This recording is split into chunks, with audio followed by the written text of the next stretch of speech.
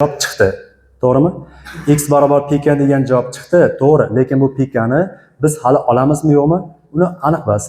Olish yoki olmasligi uchun bundan chiqadigan javoblarni mahrajiga qo'yib ko'rish kerak.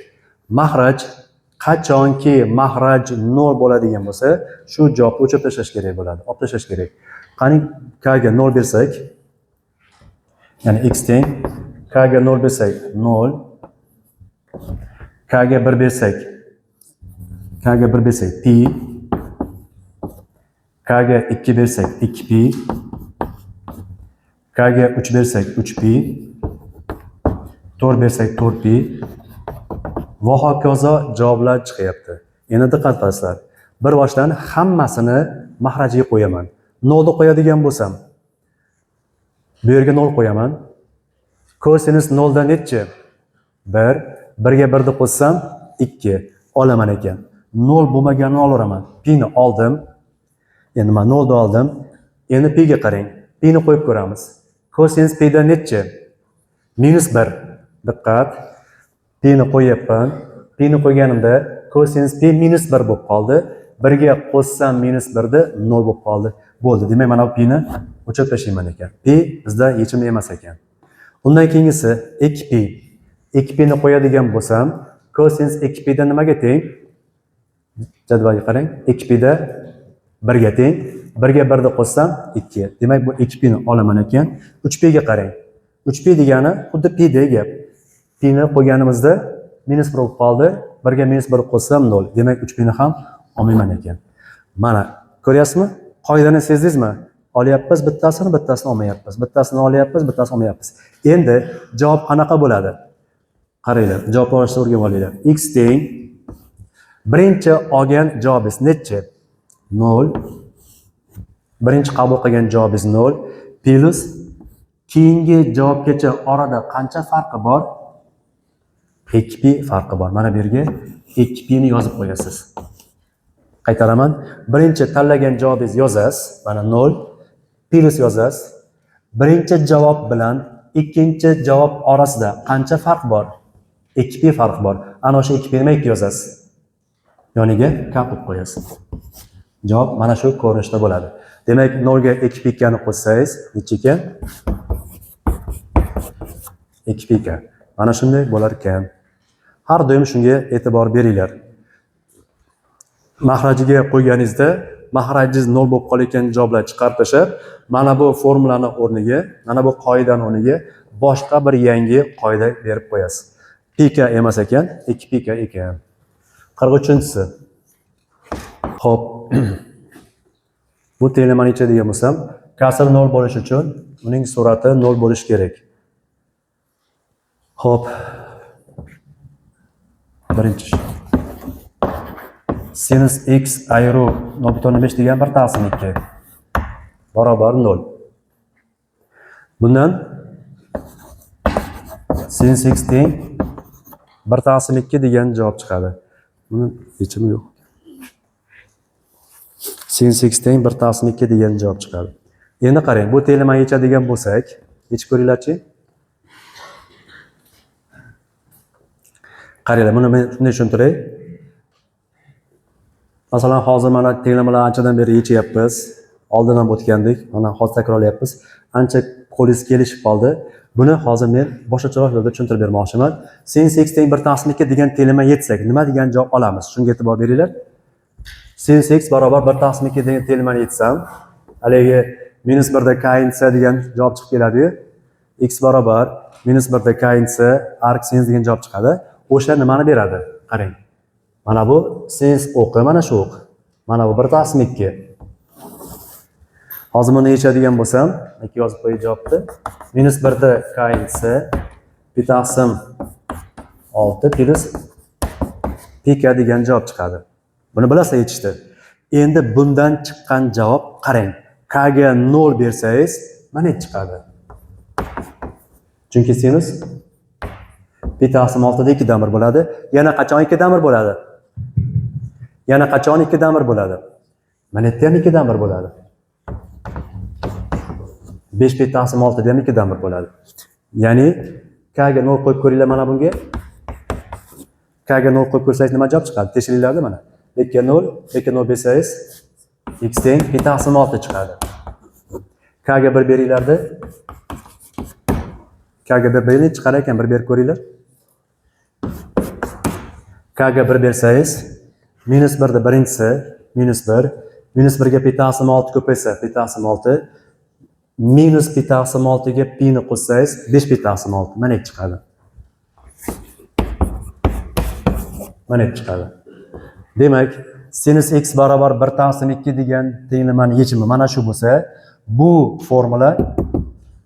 formula k ga 0 qo'ysangiz p taqsim 6 ni chiqaradi, k ga 1 bersangiz 5 p taqsim 6 ni, 2 ni bersangiz mana bu yerda chiqaradi, 3 ni bersangiz mana bu yerda. Ana shunaqa qilib k ga qiymat bersangiz bir marta bu yerda chiqaradi, ikkinchi marta mana bu chiqaradi.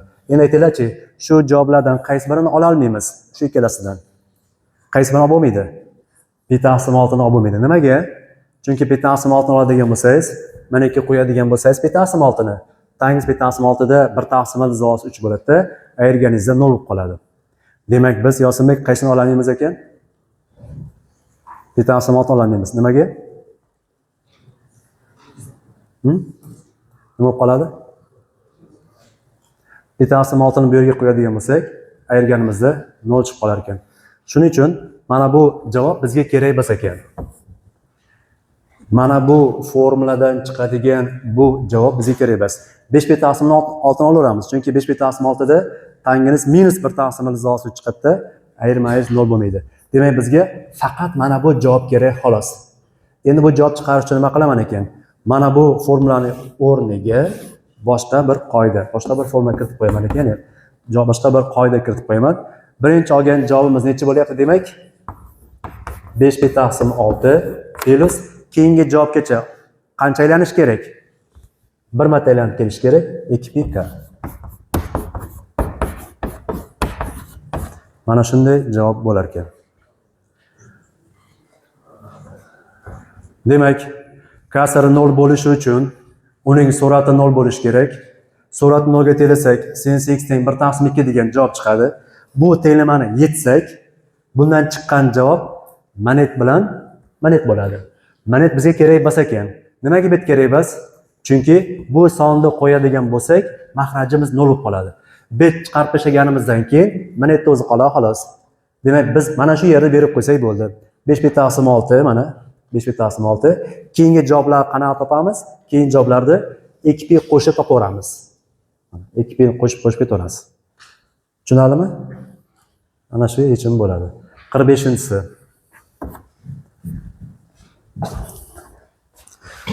Xo'p, 45-si. Qani 45-sini o'ylab ko'ringlarchi. Bu ham sinus ekan. Suratda sinus x minus 0.5, mahrajda cosinus x minus izosi 3 taqsim 2 barobar 0. Tenglamani yeching. Xo'p. Xuddi mana bunday fikrlaylar. Mana shunday, xuddi shu ko'rinishda fikrlasalar tezda ishlab bo'lasiz. Kasr 0 bo'lish uchun uning sur'ati 0 bo'lishi kerak. 0 ga tenglaylar. Kasr 0 bo'lish uchun sur'at 0 bo'lishi kerak.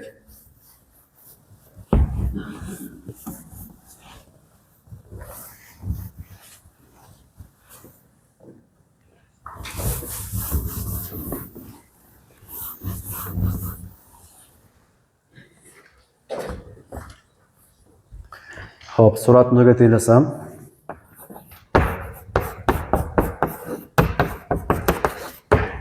sur'at 0 ga tenglashim kerak. 0.5 baqa o'tadi. Minus 1 taqsim 2. Yana birlik aylanaga qo'yinglar. Hozir buni yetsangiz, hali minus 1 da k plus birinchisi u bu javob chiqadi-ku, o'sha javob bizga qayerda beradi birlik aylanada? Ko'rsatinglarchi. Minus 1 da k plus birinchisi pi taqsim 6 plus pi k chiqadi. Shu bizga qayerlarda beradi? Mana sinus o'qi. Minus 1 taqsim 2 qayerda bo'ladi? Mana bu yerda bo'ladi. Mana bu yerda minus 1 taqsim 2 bor. Demak, nuqtamiz bir marta aylanganda mana yerda minus 1 taqsim 2 bo'ladi, mana yerda ham minus 1 taqsim 2 bo'ladi. Aytinglarchi, qaysi biri bizga kerak emas? 3-chi chorakdagisi kerak emasmi? 4-chi chorakdagi kerak emasmi? Qaysi biri? Albatta 4-chi chorakdagisi bizga kerak emas. Nimaga? Chunki 4-chi chorakda hozir betimiz mana 30 gradusda, mana bet. Betam 30 gradus. Chunki sinus qachon 2 damir bo'ladi? 30 gradusda. Mana 30 gradus, mana 30 gradus. Bunday kelsangiz 180, 180 ga 30 ni qo'shing. Mana 210 gradus. Bunday kelsangiz 360, 30 da yering. 330. Xudo xolasa keyin darsda trigonometrik tengliklar degan mavzuda mana shu aylanani yaxshi o'rganib olasizlar. Keyin bu misollar muammo bo'lmaydi. Demak, bir marta aylanganimizda sinus 210 da minus 1/2 bo'ladi, 330 da ham minus 1/2 bo'ladi. Qaysi biri bizga kerak emas? Albatta 330 kerak emas. Nimaga? Chunki 330 ni qo'yadigan bo'lsak, kosinus 330 da alizos 3/2 bo'ladi-da, ayirganingizda 0 chiqib qoladi. O'shaning uchun mana bu javob bizga kerak emas. Bu javob olmaysizlar. Qaysi javob olasizlar ekan? 210 olasizlar xolos ekan. Demak, javob birinchi olgan javobimiz necha? 210. Keyin yana qachon shu yerga yetib kelasiz? Bir marta to'liq aylansangiz yetib kelasiz. Bir marta to'liq aylanish uchun 360 gradus burilishingiz kerak. Ana endi siz 210 gradusda radianga o'tkazib qo'yinglar. Necha radian bo'ladi? 7/6. Mana 210imiz 7/6 bo'lib qoladi. 7/6 plus 2πk. K tegishli z. Xo'p. Mana uni ishlab ko'ringlar, doskani o'chirgunimcha.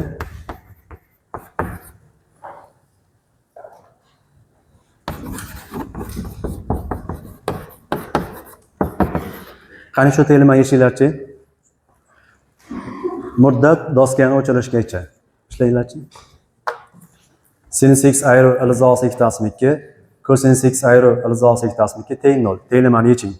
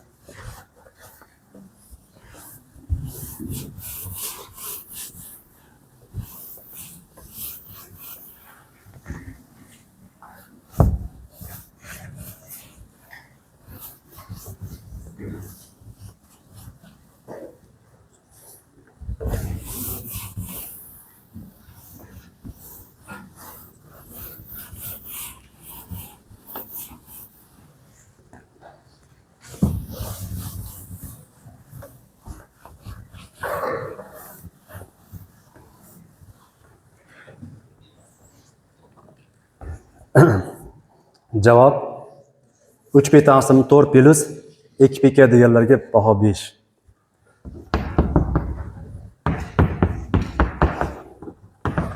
Haqiqatda zo'r tushunibsiz.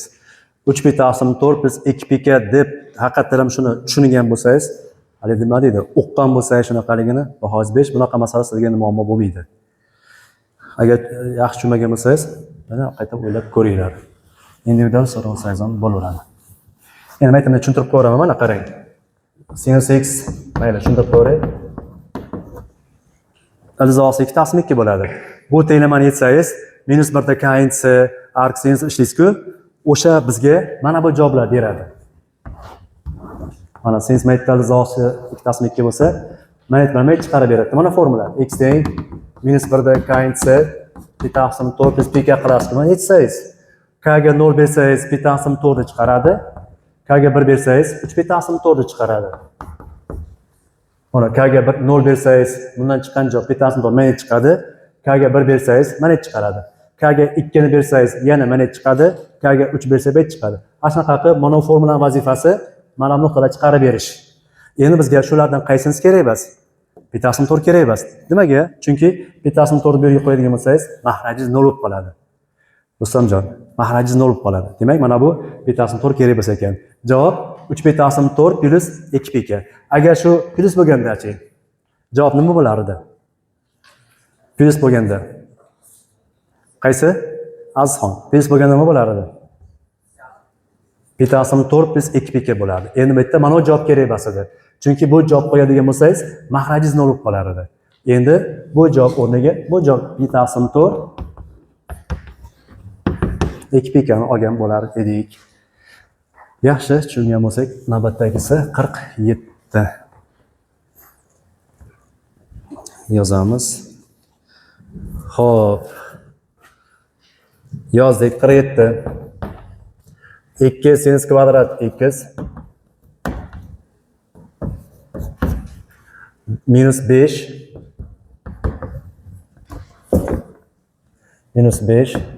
sinus x cosinus x minus 7 cosinus kvadrat x barobar 0. Tenglamani yeching. Xo'p, bu tenglamada darajasini pasaytiramiz. Siz ketsangiz ham mayliga. Sinus kvadrat x darajasini pasaytiramiz. 2 ko'paytiruv 1 minus cosinus 2x taqsim 2 ayru 5 ko'paytiruv sinus x cosinus x. Bu nechiga qanaqa qoidaga kelar edi? 1 taqsim 2 sinus 2x qoidaga keladi.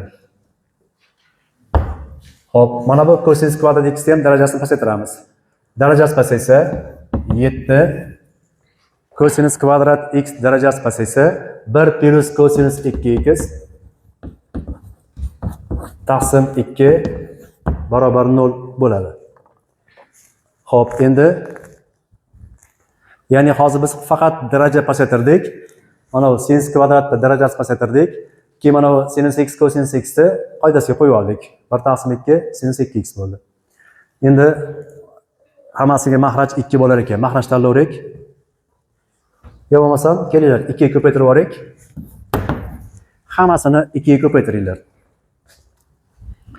2 ga ko'paytirib borsangiz, mana bu 2 ko'paytiruv 2 ko'paytiruv 1 minus cosinus 2x taqsim 2 minus 2 ko'paytiruv 5 ko'paytiruv 1 taqsim 2 sinus 2x minus 7 ko'paytiruv 2 ko'paytiruv 1 plus cosinus 2x taqsim 2 barobar 0. Xo'p, bular bilan qisqarib ketdi. 2 bu 2 bilan qisqardi.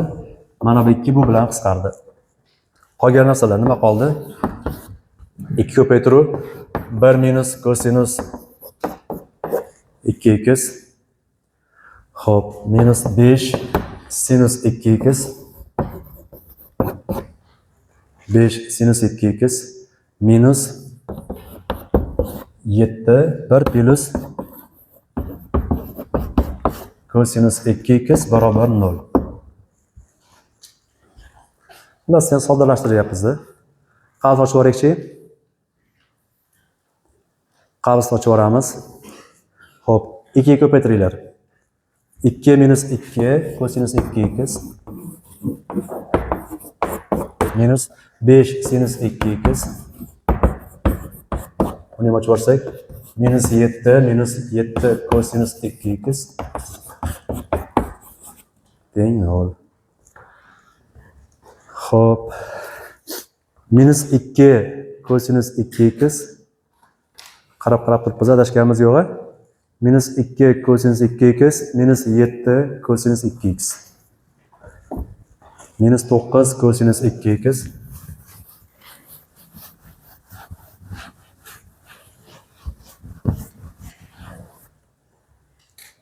minus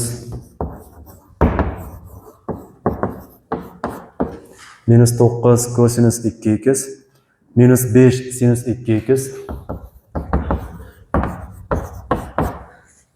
minus 5 sinus 2x 2'den 7'den ayırsam minus 5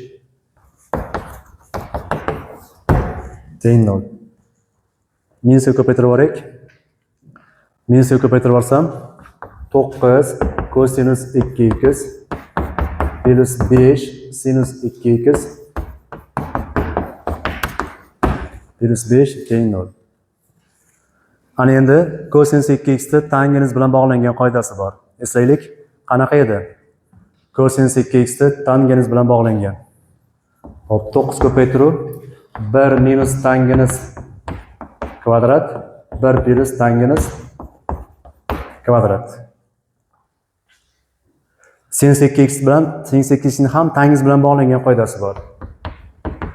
Suratda 2 tangens x mahrajda 1 plus tangens kvadrat x plus 5 teng 0.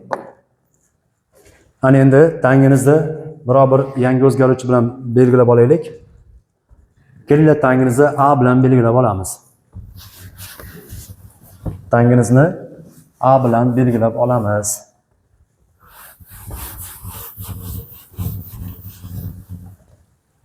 Hop, a bilan belgilasam 9 ko'paytiruv 1 minus a kvadrat 1 plus a kvadrat. Tangens x a bilan belgiladik. Qo'shilgan 5 kare 2 10 a taqsim 1 plus a kvadrat plusdan 5 teng 0. Umumiy mahraj beramiz 1 plus a kvadrat. Umumiy mahraj 1 plus a kvadrat 9 ga ko'paytirsam 9 minus 9a kvadrat plus 10a mana unga 1 plus a kvadrat kerak. 5 ga ko'paytirsam 5 plus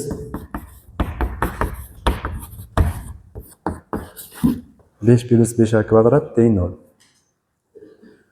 Soddalashtirsak minus 9a kvadrat 5a kvadrat minus 4a kvadrat plus 10a 9 ga 5 qo'shsam 14 taqsim mahraj 1 plus a kvadrat teng 0. Kasr 0 bo'lish uchun surati 0 bo'lishi kerak. Surat 0 ga tenglaylik. Minus 4a kvadrat qo'shilgan 10a qo'shilgan 4 teng 0. Minus 2 ga bo'lib yuborsam 2a kvadrat minus 5a minus 2 teng 0. Yechilib bu tenglamani kvadrat tenglama bo'lib ketdi.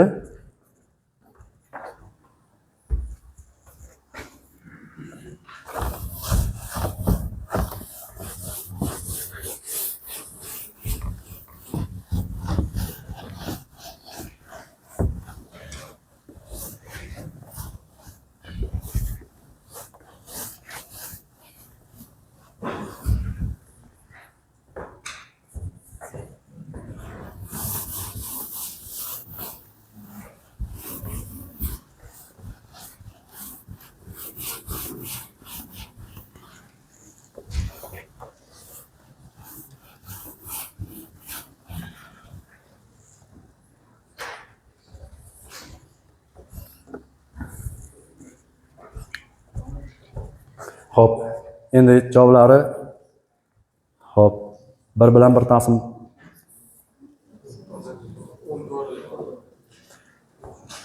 14 diyor. 14 bo'lsa mana 14 edi. Mana o 7 bo'ladi. Endi ko'ringlarchi. Diskriminant b kvadrat minus 4ac. Hop, minus 5 kvadrati 4 ko'paytiruv 2 minus 7 25 plus 8 56 81. Birinchi javob A teng. Hop, bu yerda minus 5 ekan. Mana bu yerda minus 5 ekan. Biz qarama qarshisini olamiz. Plus 5 Ilzosida 81 taqsim 2 ko'paytiruv A. A 2 ga teng. Barobar 9 taqsim 4. 5 ga 9 14 mi? 7 taqsim 2 birinchi javob. Endi ayru 5 ayru 9 taqsim 4. 5 dan 9 ayirsak -1 ikkinchi javob. Biz nimani A bilan belgilagandik? Tangenizni. Qaytamiz endi. Orqaga qaytamiz. Birinchi qaytish. Tangens x'ni 7 taqsim 4 ga tenglanglar. Ishlaylarchi? Birinchi qaytishda tangens x'da 7 taqsim 4 ga tenglaymiz. Bundan nima degan javob chiqadi? X teng arc tangens 7 taqsim 4 plus pika. Arc tangens 7 taqsim 4 plus pika. Endi ikkinchisi, -1 ga ham tenglaymiz.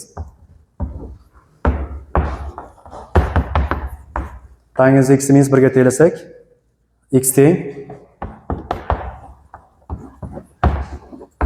arc tangens -1 plus pika. Plus tashqariga minus chiqarib yuboradi. Minus arc tangens 1 plus pika. Tangens qachon 1 bo'lar edi? Pi taqsim 4. Demak, x teng minus pi taqsim 4 plus pi k. Mana bu javob. Keyin mana bu ham javob. Ana shular yechim bo'lar ekan. 49.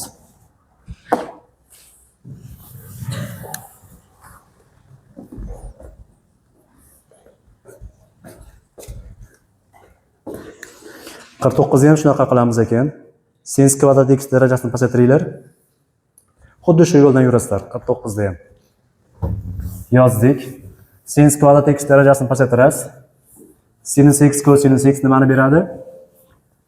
1 taqsim 2 sinus 2x beradi. Yana tangengizga o'tib ishlab ketaverasiz.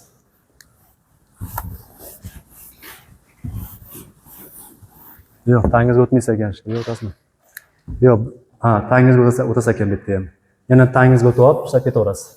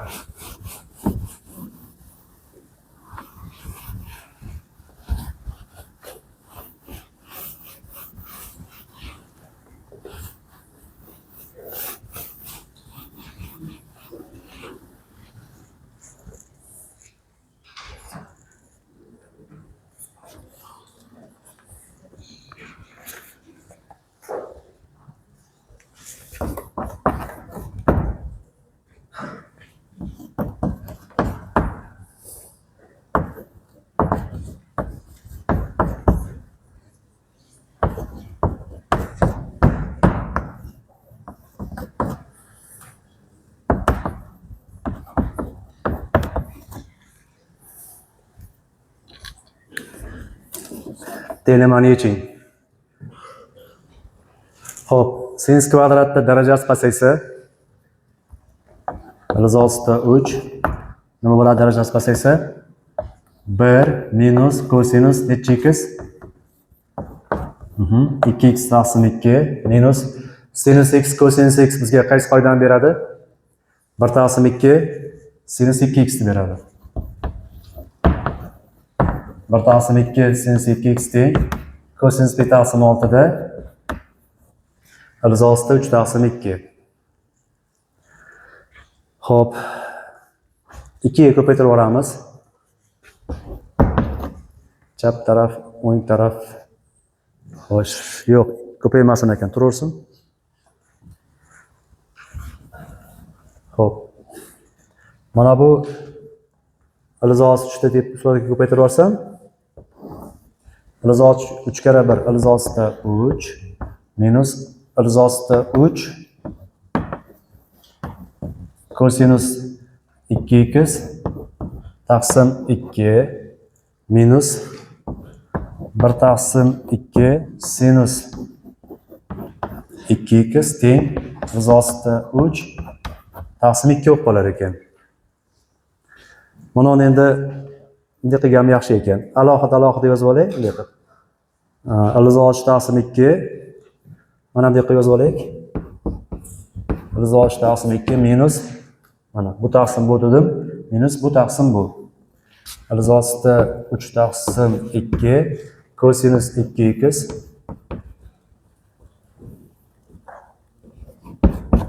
qaytib yana mahraj tanlasangiz joyiga qaytib kelaveradi. Minus 1 taqsim 2 sinus 2x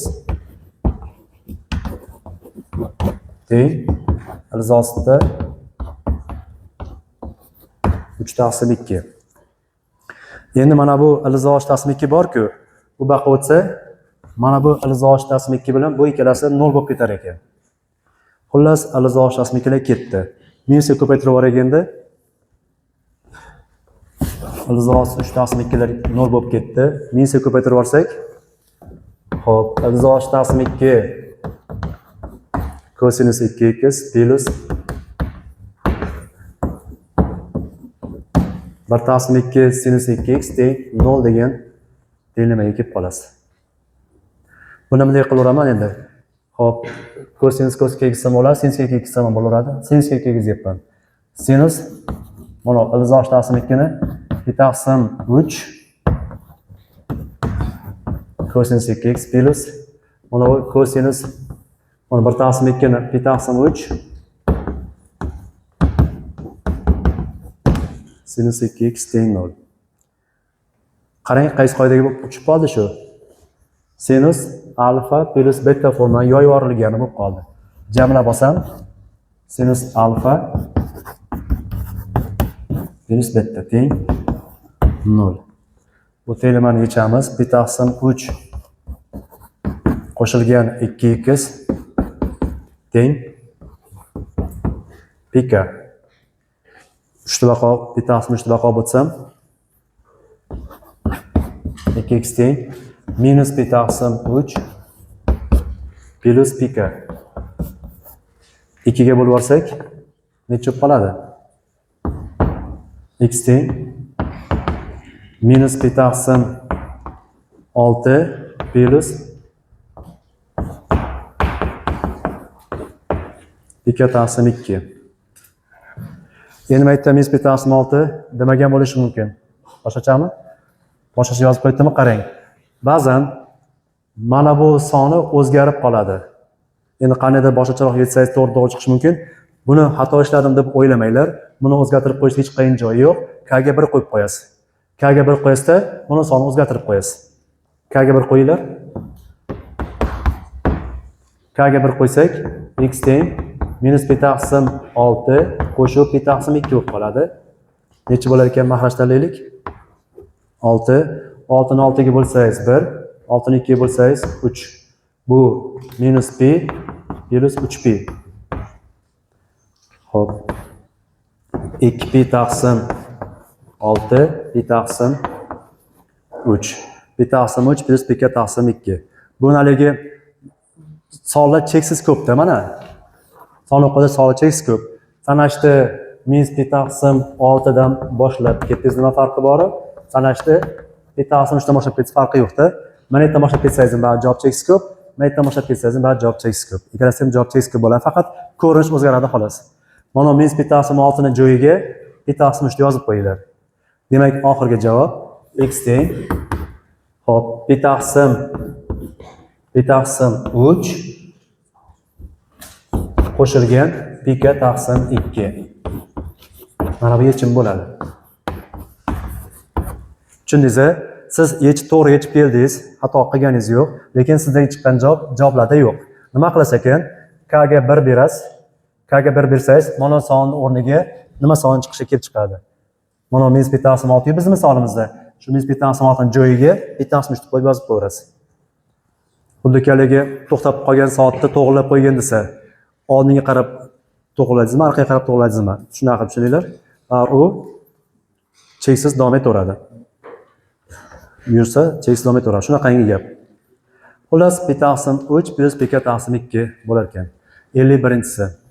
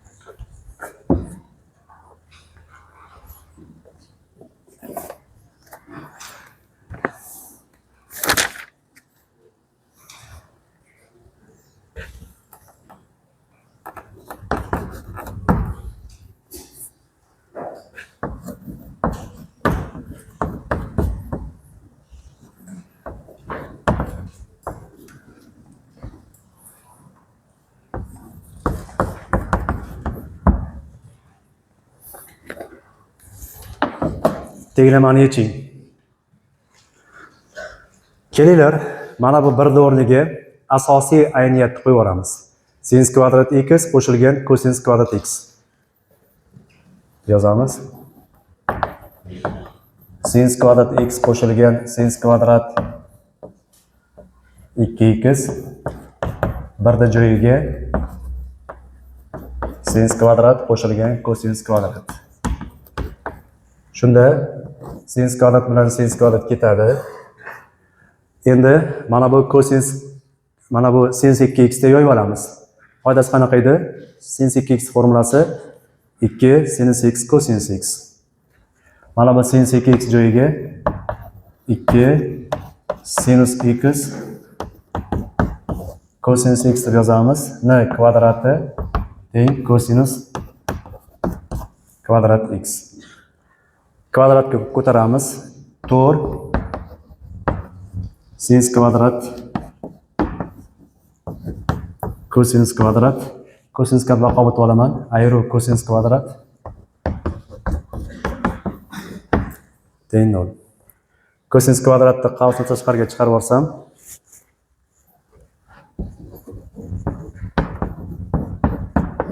ichkarida 4 sinus kvadrat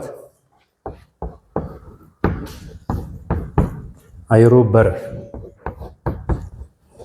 teng 0. Endi alohida bularni ham 0 ga tenglab olasiz. Alohidadan 0 ga tenglab olsangiz, kosinus kvadratni 0 ga tenglang. Birinchi. Kosinus kvadrat x teng 0. Sonni kvadrati 0 bo'lishi uchun sonni o'zi 0 bo'lishi kerak. Bu tenglamani yetsak, 1/2 plus pika. Endi mana buni ishlashimiz kerak. Ikkinchi 4 sinus kvadrat x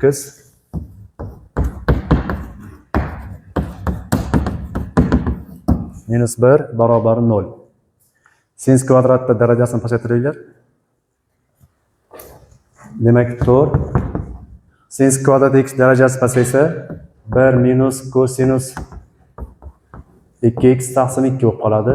Minus 1 teng 0. Nima qildik? Tushunarli. Sinus kvadrat x darajasi pasaydi. Bu ikkalasi qisqarib ketsa, bu yerda 2. Demak 2 ko'paytiruv 1 minus kosinus 2x minus 1 teng 0. Qavs ochib tashlaymiz. Ochadigan bo'lsak 2 kara 1 2 minus 2 kosinus 2x minus 1 teng 0.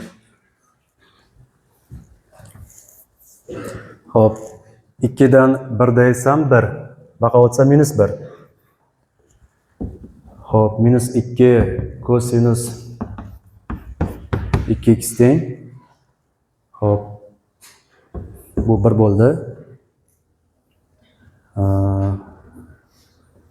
Minus 1 bo'libdi. 2 dan 1 desak 1. 1 baqa o'tsa minus 1. 2 ga bo'lib yuborsangiz minus 2 ga. 1 taqsim 2. Endi buni yetsak 2x teng. Plus minus arc cosinus 1 taqsim 2. Plus 2 pi k.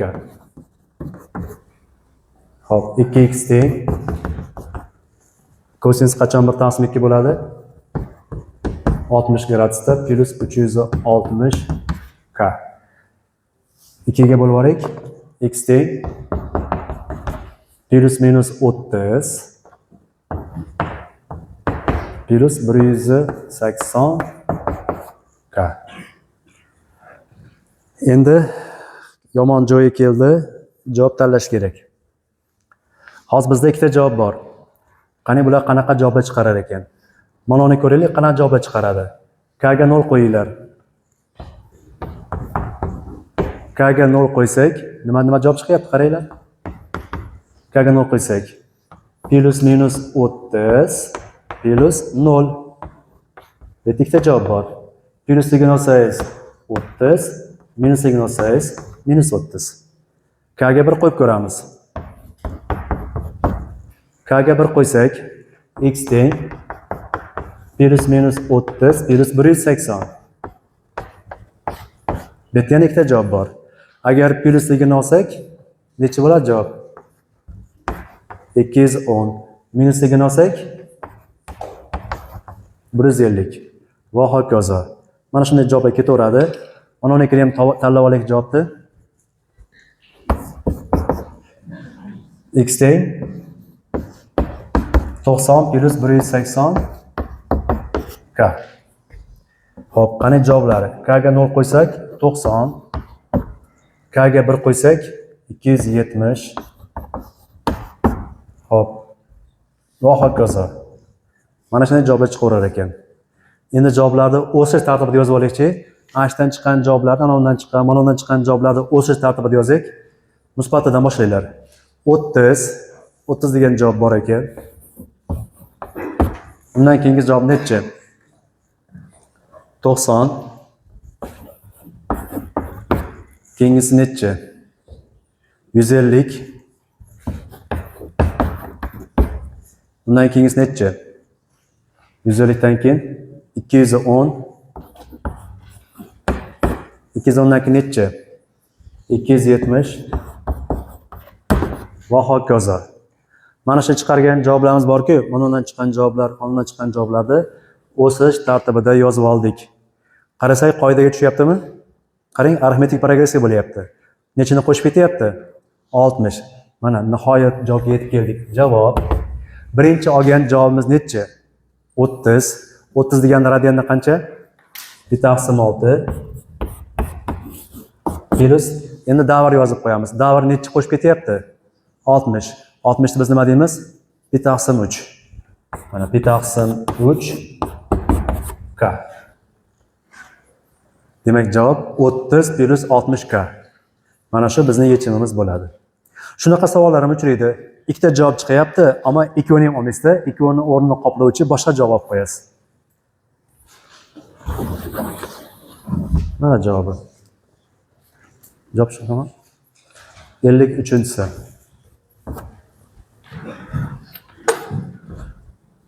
Qani 53'te?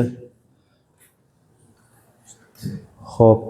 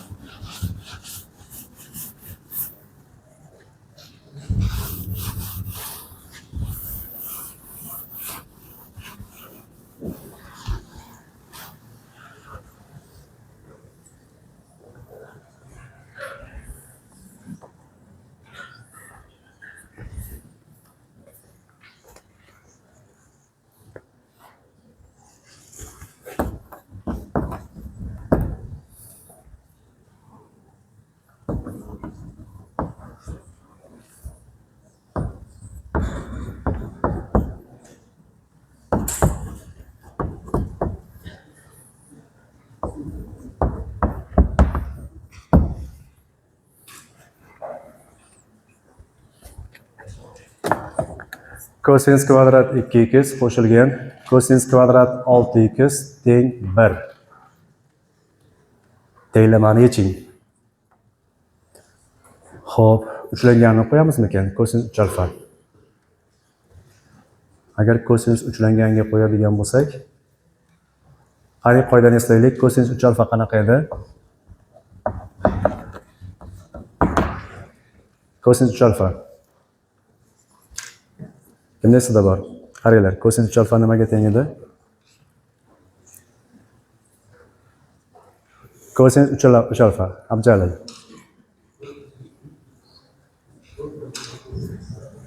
To'r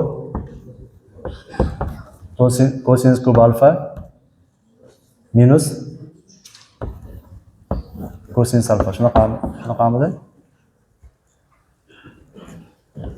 Xo'p, mana shunga qo'yaylikchi. Kosinus 3 alfa teng to'r kosinus alfaning kubi minus 3 kosinus alfa. Mana 6x da 3 ko'paytirib 2x qo'yiladi. Kosinus 3 alfaga qo'yib yuboringlar. Yozdik. Misol yozyapman berilishini. Tenglamani yozyapman. Kosinus kvadrat 2x qo'shilgan. Xo'sh, bitta keng kvadrati bor-da.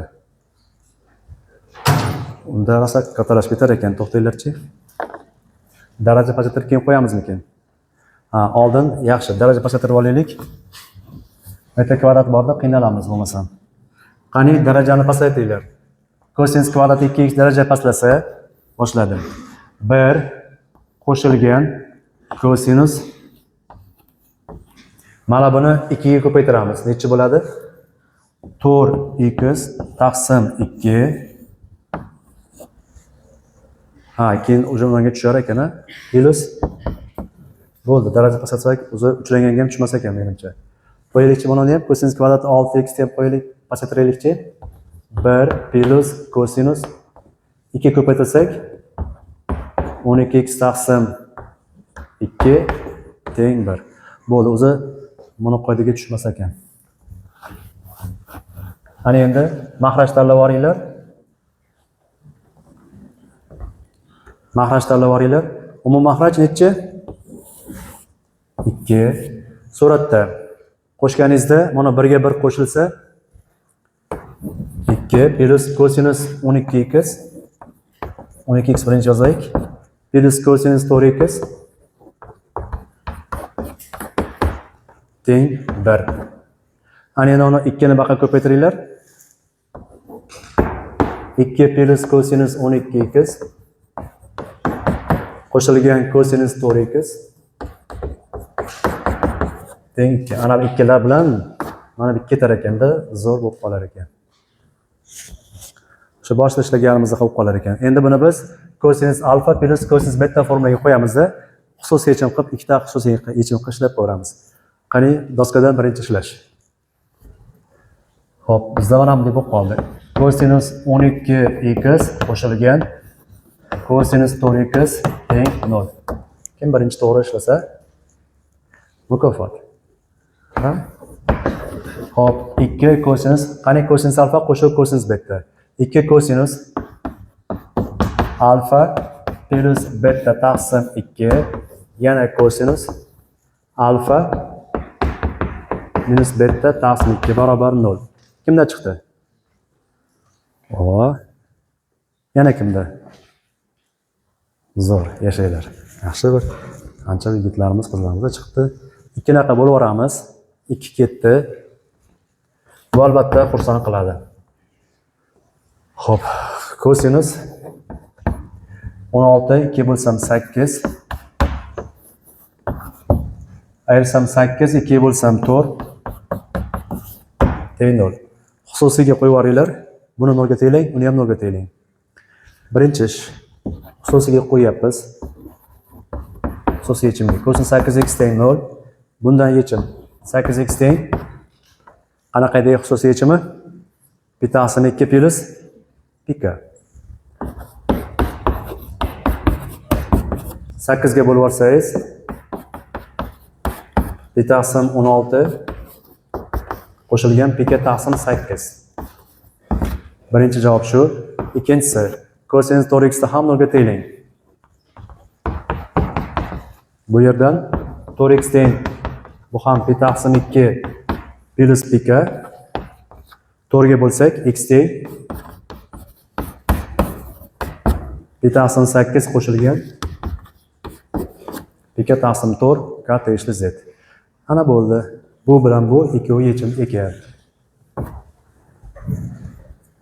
Xo'p, 55 ga kelibmiz. Yozamiz 55. Oho, 55. Qani shartini yozinglar-chi?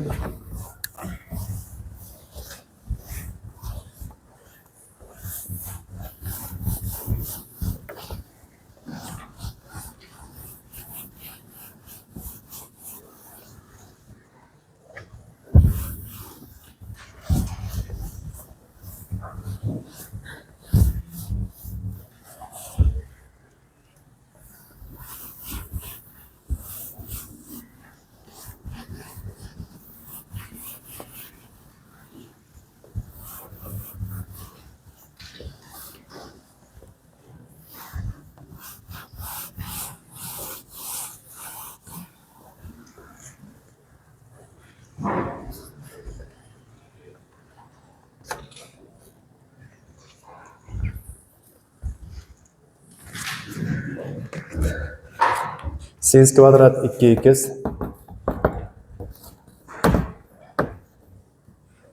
sin kvadrat 2x qo'shilgan sin kvadrat 3x sin kvadrat 4x sin kvadrat 5x teng 2. Yana hammasini darajasini pasaytiramiz. Keyin ikkita qilib yana qo'shib olamiz. Shunaqa qilasizlar. Barchasini darajasini pasaytiringlar. Qani boshladik. Sin kvadrat 2x darajasi pasaysa 1 minus kosinus mana bu 2x ni ko'paytirasiz 2 ga. Qoidadagi bora 4x taqsim 2 qo'shilgan. Sin kvadrat 3x ni ham darajasini pasaytirasiz. 1 minus kosinus 6x taqsim 2 keyingilarni ham shunaqa darajasini pasaytirasiz. 1 minus kosinus 8x taqsim 2 va bu ham 1 minus kosinus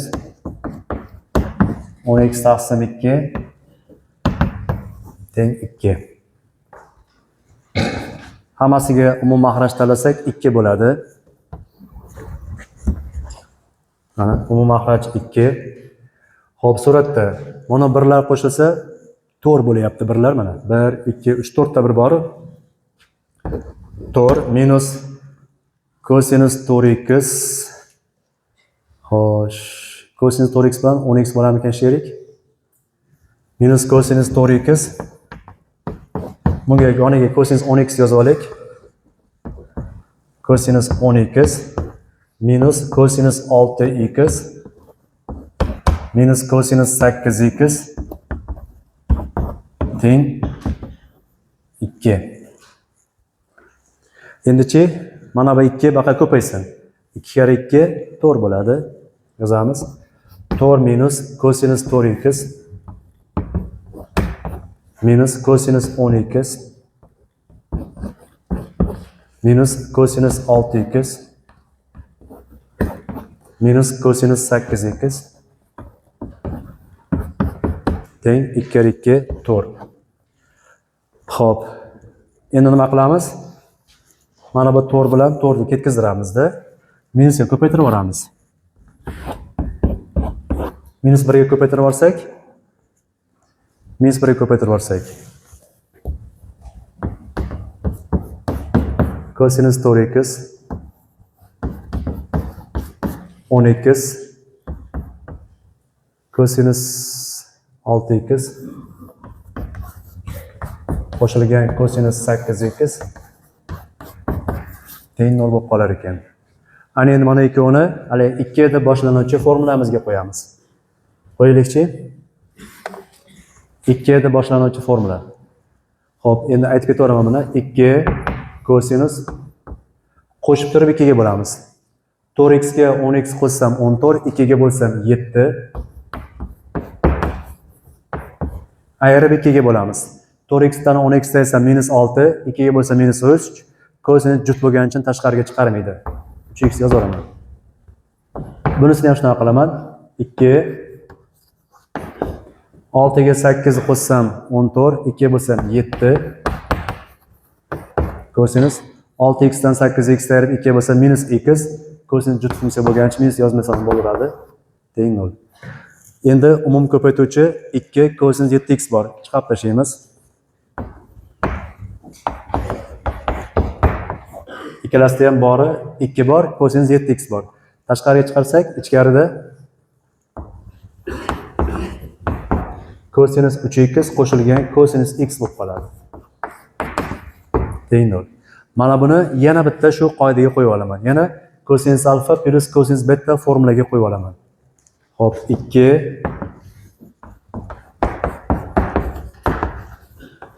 kosinus qaysi qoida ekan? Kosinus alfa plus kosinus beta. 2 kosinus qo'shib turib 2 ga bo'ling. 3x ga 3x ga x 4x, 2 ga bo'lsak 2x. Ayirib 2 ga bo'ling.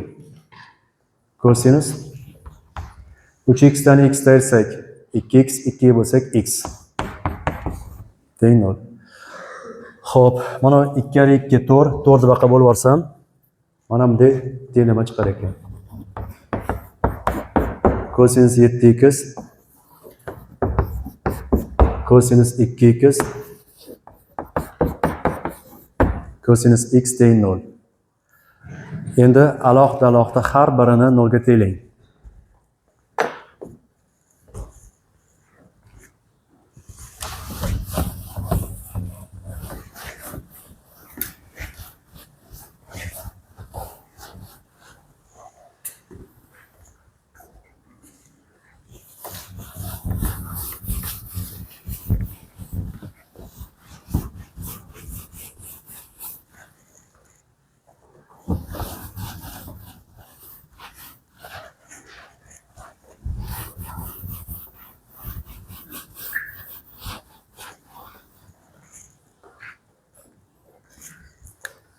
Kosinus 7x 0 ga tenglasak, birinchi ish. Xo'p, 7x teng xususiy yechim bitasi 2 plus pika 7 ga bo'lib olsam nechi? Bitasi 14 plus pika taqsim 7 katta ishli z. Ikkinchi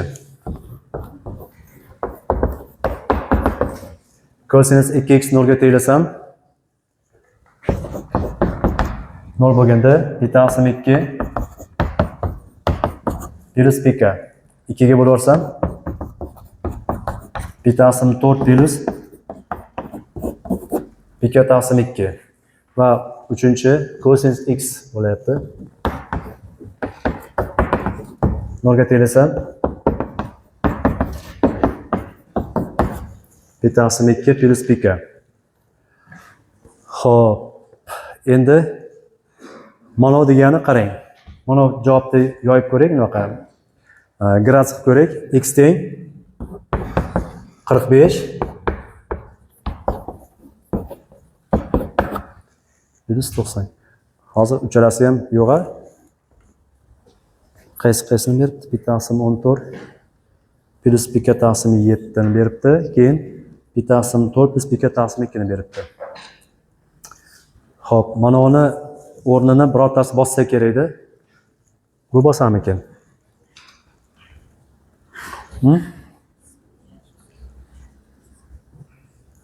Ikkinchisi mana bosadimi? K ga 0 qo'ysangiz 90 chiqarmayapti. Maktab bizga 90 degan javob kerak. 90 chiqarmayapti bu. Mana 90 chiqaramiki yo? 90. Qaysi biri o'rnini bosadi mana uni? Bitasi 2 plus pikani o'rnini qaysinisi bosadi? Xo'p, bizda 90 degan yechim bormi o'zi? 90 ni qo'ysak,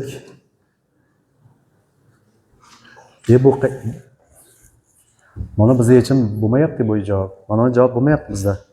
Qarang, hozir buni qarang, k ga 0 bersam x teng 90 degan javob chiqadimi? 90 ni qo'yib yuboraylik mana bu yerga. 90 qo'ysak, 2 ta 90 180 0 ga teng. Mana bo'lar ekan. Yo'q, bo'lar ekan. 90 gradus degan javob 90 gradus degan javob bo'lish kerak. Xo'p. Qaysarisi 90 chiqaradi? Manasimi? Qarichini qo'shsak 90 chiqaradi. K ga 7 ni qo'y. 7 ni qo'ysak 90 chiqarmaydi. Shuni 90 ga tenglaylarchi mana uni nechida chiqarar ekan? Mana lekin o'rnini bosolmaydi bu. Bu buni o'rnini bosolmaydi. Mana 90 chiqarmikan, shuni 90 ga tenglaylar, bitasimiga tenglaylar shuni. Qani ko'ringlarchi, teng bitasimiga tenglab kan topinglar, nech chiqar ekan? K butun son chiqarmikan?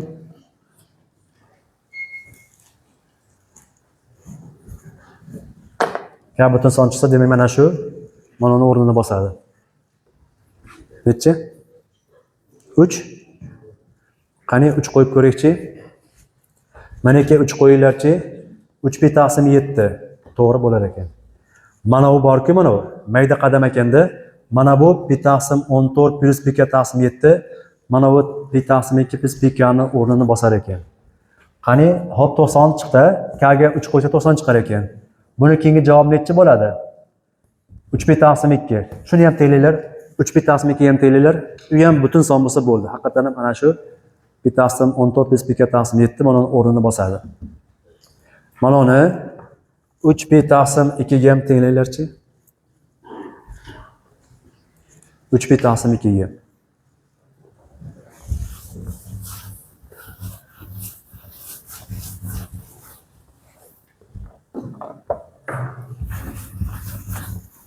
Chiqarmikan butun son? Nechi? 10. Ha, bo'ldi. K ga 10 qo'ysangiz, K ga 10 qo'ysangiz, mana buni birinchi javob 90 edi, keyingisi 270. To'g'rimi? 90, 270 ni chiqaryapti bu. Buni o'rnini mana qoplab ketaverar ekan. Mana K ga 3 qo'ysangiz 90 chiqarar ekan, K ga 10 qo'ysangiz 270 chiqarar ekan. Shuning uchun mana javob bermagan. Bu javob olib tashlaymizda, kerak bo'lsa bu javob. Mana ikkovini olib qolamiz. Tushunarlimi?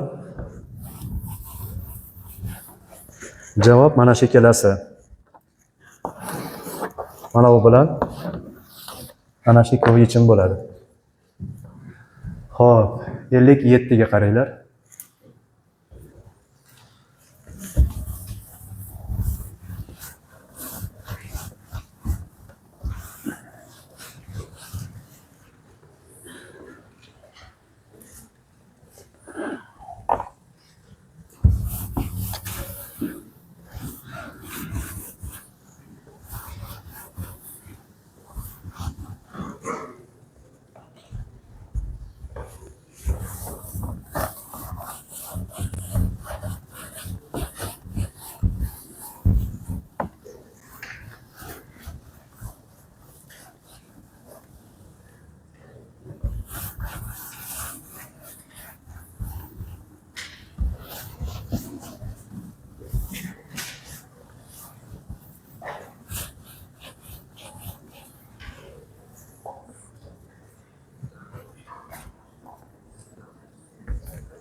Ellik. Xo'p, qaysiga keldik? 57 mi? 55 ishlabmiz. 57.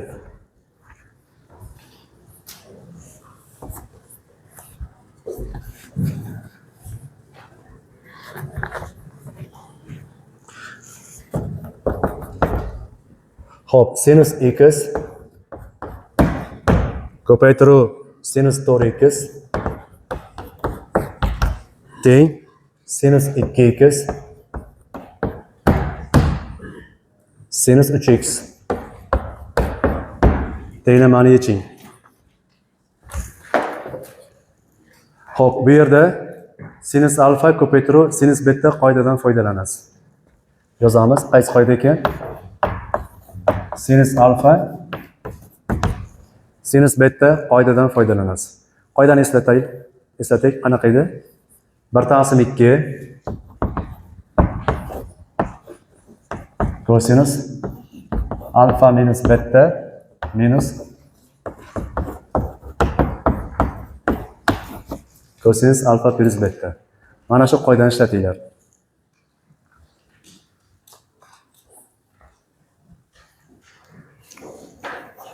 Yozdik. 1/2 sinus x dan 4x ayiramiz.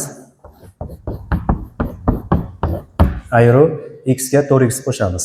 Kosinus.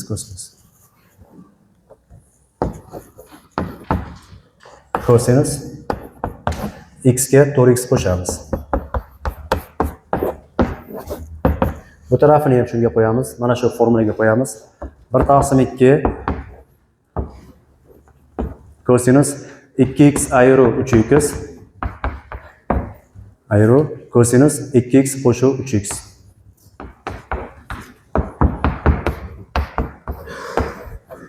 Ana. 1/2lar qisqarib ketdi. Mana ikki tomonni ham 1/2 bo'lib yuboring. 1/2lar qisqarib ketdi. X dan 4x ayirsam minus 3x. Kosinus minusda yeb qo'yganligi uchun kosinus juftku minus yeb qo'yadi. 3x ayru kosinus 5x. Bunisi kosinus x dan 3x ayirsam minus x. Kosinus juft funksiya bo'lgancha minusni yana tashqariga chiqarmaydi. Kosinus x minus mana bu kosinus 5x. Endi yana qarasak mana minus kosinus 5x bilan minus kosinus 5x yana 0 bo'lib ketar ekan. Xo'p, kosinus x bahobatinglar. Kosinus 3x ayru kosinus x teng 0. Ana endi bu yana bitta formulaga tushadi. Kosinus alfa minus kosinus betaga qo'yasiz. Minus qanaqa edi qoidasi? 2 sinus alfa minus beta taqsim 2. Endi kosinus alfa plus beta taqsim 2 teng 0. Minus 2 ga bo'lib yuboramiz. Xo'p, 3x dan x ayirsam 2x, 2 ga bo'lsam x. Sinus x kosinus qo'shsam 4x, 2 ga bo'lsam 2x.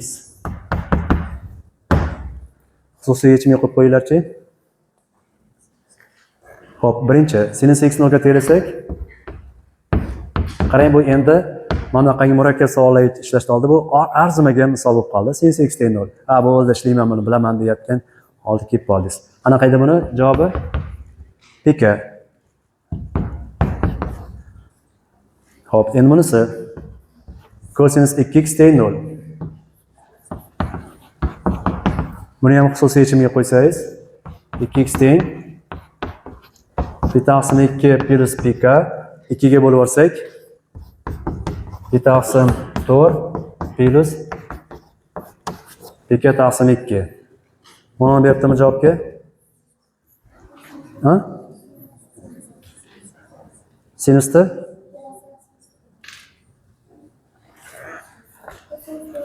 kosinus to'xtaydi. Mana bu ham sinus-ku.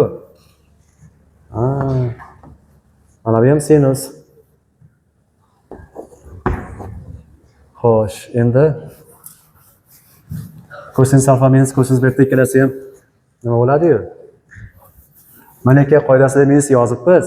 Yaqinda sinus qilib ketmoqmiz. Xo'p, to'g'rilab qo'yamiz. Mana bu sinus 2x ekan.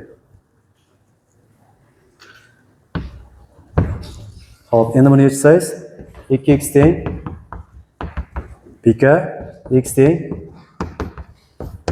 pika taqsim 2. Qaysi birini olamiz? Pika taqsim 2. Chunki shu maydaroq qadamda k ga 0 qo'ysangiz 0, 90, 180 deb ketadi. Mana bu katta qadam tashlab ketadi. 0, 180 ketadi. Undan ko'ra mana berib qo'ysangiz ikkalasi ham o'rnini bosaveradi. Javob mana shu. Pika taqsim 2 bo'ladi. Xo'p, 59 yozdik.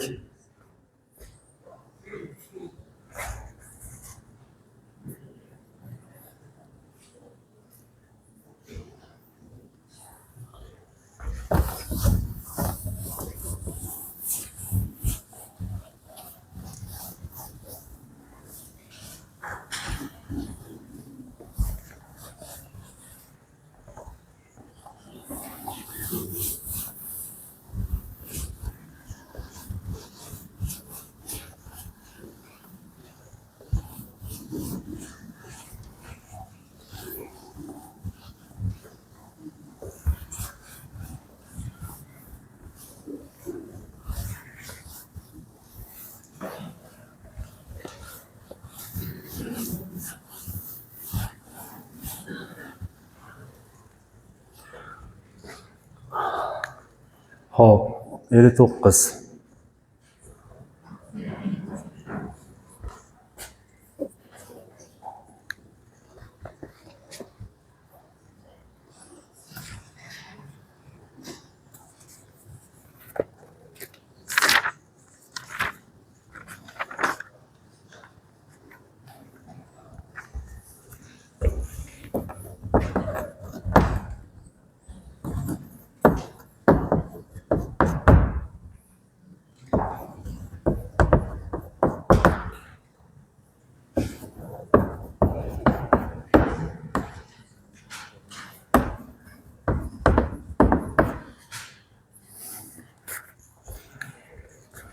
Yana hozirgi qoidalarga qo'yasiz. Endi sinus alfa, kosinus beta qoidaga qo'yasiz. Qoidani eslaylik, qanaqa edi? Hammamiz yozib olamiz. Sinus alfa, kosinus beta. Qanaqa edi? 1/2 sinus alfa minus beta plus alfa plus beta. Ana shu qoidaga qo'yamiz. Yozdik. 1/2 sinus 6x ayru 2x qo'shuv sinus 6x qo'shuv 2x. Yana 1/2 bu tarafi sinus 3x ayru 5x qo'shuv sinus 3x qo'shuv 5x. 1/2lar ketdi. 1/2ga bo'lib yubordik. Chap tarafimizda nima bo'ldi? Mana 6x 2x desam 4x. Qo'shuv sinus 6x ga 2x qo'shsam 8x. Hop, bu tarafda 3x dan 5x ayring. 3x dan 5x ayring. Minus 2x tashqariga minus chiqarib yuboradi. Minus sinus 2x qo'shilgan sinus 8x. Yana sinus 8x lar ketdi. Ana sinus 2x baqa bo'ting. Sinus 4x qo'shilgan sinus 2x teng 0. Yana sinus alfa plus sinus beta formulaga tushdi.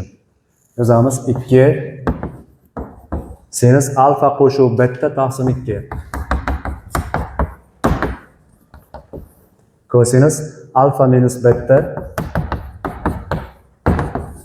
taqsim 2 teng 0. 2 ga bo'lib yuboramiz. Beta net chiqyapti mana bu yerda. 6 2 ga bo'lsam 3. 2 2 bo'lsam x. Teng 0. Qani ishlab qo'yinglarchi? Yana xususiy yechim. Sinus 3x teng 0. Betdan 3x teng pika, x teng pika taqsim 3. Kosinus x teng 0. Betdan x teng pika taqsim 2 plus pika taqsim 3. 2 ham bormikan? Ikkalasi ham bor. Xo'p. 61.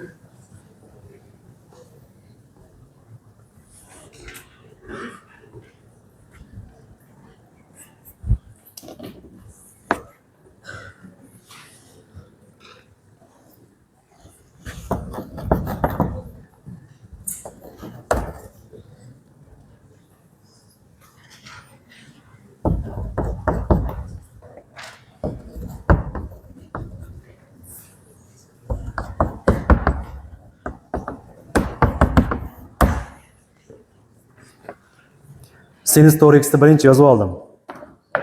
Qoidaga tushirmoqchiman-da. Xohlasangiz mana uni 4x qo'shib 3x qo'ying. Biz ko'paytmani yig'inda qilaveramiz. Mana uni 1/2 deb boshlanuvchi qoidaga qo'yasiz. Yusufjonova. Hop, sinus 7x minus 2 hop 1/2 sinus alfa kosinus beta. Sinus 4x ayrı 3x qo'shib sinus 4x qo'shib 3x teng 0. Hozirgina ishlatgan qoidamiz. Sinus alfa ko'paytirib kosinus beta. Sinus alfa minus beta, alfa plus beta. Hop, bu ikkilar ketdi. Ochaveramiz qavsni. Sinus 7x ayrı sinus x. Bu minus bilan mana bu plus, yana minus. Sinus 7x'lar ketdi. Minus sinus x teng 0 bo'lib qoldi. Minusga bo'lib yuborsam sinus x teng 0. Xususiy yechim x teng pika. Eng tez chiqqani shu bo'ldi shekilli. 63.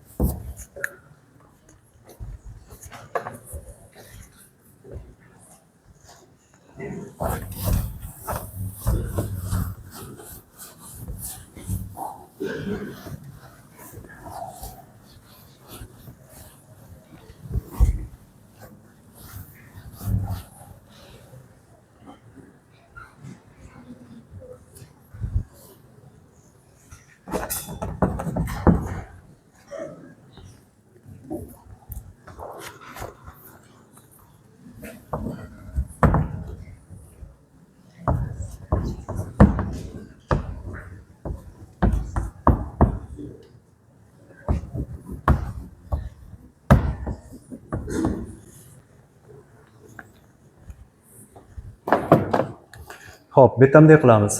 Mana uni ko'paytmani yig'indiga keltiramizda, keyin mana uni darajasini pasaytiramiz. Bo'ldi, masala yechiladi. Bu ko'paytmani yig'indiga keltiriladi, 1/2 deb boshlanuvchi qoidaga qo'yiladi. Bu darajasi pasayadi. Masala yechiladi. Hop, sinus alfa, sinus beta. 1/2 kosinus alfa minus beta minus kosinus alfa plus beta. Mana. Sinus alfa, sinus beta. 1/2 sinus, nima? Kosinus alfa minus beta minus kosinus alfa plus beta. Teng. Bu tarafi pasaysan darajasi. Darajasi pasaysa 1 plus kosinus minus ekan. 1 minus kosinus. Mana uni 2 ko'paytiramiz 12. Taqsim 2. Hop, ikki tarafni 2 ko'paytirib olsak, bu 2 bilan bu ikkilar qisqarib ketadi. Ikki tarafni 2 ko'paytirib oldim-da. Bu tarafda 4x dan 8x esa minus 4x. Kosinus juft bo'lgan funksiya bo'lgancha men yozmayman. Minus kosinus 12x teng bu tarafi 1 minus kosinus 12x. Ana bu ham oson ekan endi. Kosinus 12x'lar ketdi. Nima bo'lib qoldi? Kosinus 4x teng 1. Xususiy yechim qilib tashlanglar. 4x teng 1 bo'lganda qanaqa edi? 2 pika. 4 ga bo'lib qo'ysam 2 pika taqsim 4 qisqartirib qo'ysam 2 ga pika taqsim 2.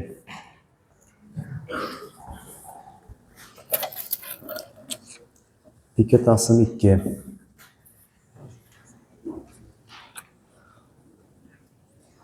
Hop, keyingisi 65.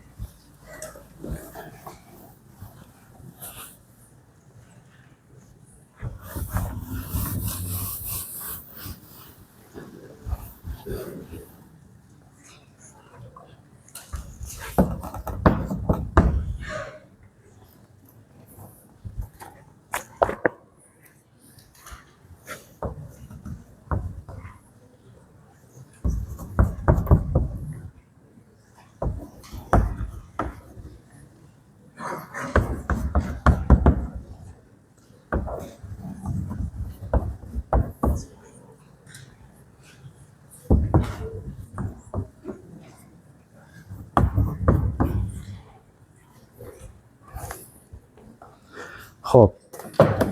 Bunisiga qaranglar endi. Nima qilasiz? Qarang. Mana bu kosinus 13x ni raqobatasi, ha? Sinus ni raqobatasi. Shu ishni qilaylik. Yozamiz kosinus 3x. Mana bu kosinus 13x raqobatsin.